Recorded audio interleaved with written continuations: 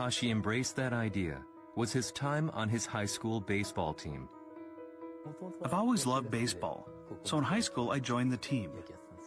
With baseball or anything else, if you give up, then you're finished. Let's say you want a regular spot on the team. If you think, I can't really do this, maybe I should quit, then right there, that dream of being a regular player has died. It won't come true. You can't give up on this dream of being a regular player. You have to keep dreaming, keep chasing after that dream. I realized that this idea was so important back then in high school. In his last year of high school, Takahashi won a regular spot on the team. His next dream after finishing high school was to become a professional manga artist. As a boy, Takahashi had created baseball comics, but he then had a fateful encounter with soccer. I watched the 1978 Argentina World Cup in my third year of high school, and I got into soccer. It felt like such a free-flowing sport. Once you're on the field, you do what you want. You follow your inspiration. That's the number one thing that drew me in. And as you know, it's a low-scoring sport. To score a goal is this process. You're really looking forward to it, and then when they finally score, it's cathartic. That moment is just so exciting. Takahashi hadn't known much about soccer before, but now he was enthralled. His professional debut as a manga artist was Captain Tsubasa, a comic that's all about soccer. However, back then, soccer was a relatively minor sport in Japan. Not many people were watching or playing it. That era was the heyday of baseball in Japan. You hardly saw any soccer coverage in the sports pages. And it wasn't broadcast very much on TV. Japan didn't have a pro soccer league. That was the biggest thing. And yet, children were drawn to this novel manga about soccer. It quickly became a huge hit. Kids loved Tsubasa, and more of them began trying soccer.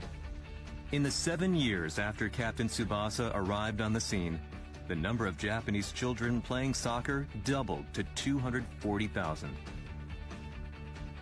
I think my work taught the kids of that era about soccer, about what it was. It talks about soccer rules, as well as stuff about the global soccer scene. It explains these things to a certain extent. It was the same for me watching the Argentina World Cup in '78. I thought, wow, I didn't know soccer was this interesting, and it's played all over the world. I wanted the rest of Japan to realize that. I thought I could spread that message through comics. That was my thinking. Soccer did indeed become more popular in Japan. In 1993, a professional league was inaugurated. And in 1998, Japan made its first ever appearance in the World Cup with many players who had grown up reading Captain Tsubasa. The country has been in the World Cup every time since. This all became real life. Japan got a professional league, and then Japan made it to the World Cup. It made me really happy. Frankly, though, the great teams from Europe and South America were just too much for Japan.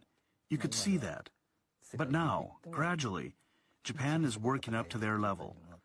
I think our skill is at a remarkable level now. I really do. If I had even a small part in that, then that makes me so happy.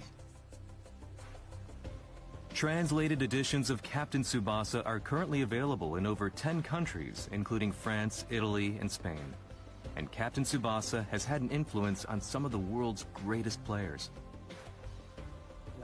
Raul, Zidane, Del Piero, Henry, Messi, all of them. When they were young, they watched the anime version on TV before they went to soccer practice. That's what I heard.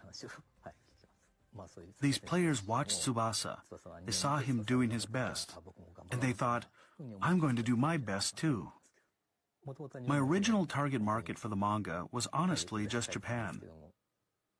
but it also caught on in countries where soccer is huge, where it has a long history. Seeing that happen made me think that I wasn't misunderstanding soccer, that I got what the sport was about.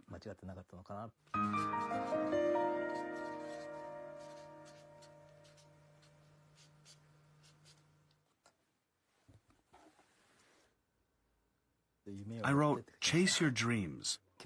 It's also the theme of Captain Tsubasa. Chase after your dreams and always do your best. I think that's just a fantastic sentiment. I really do.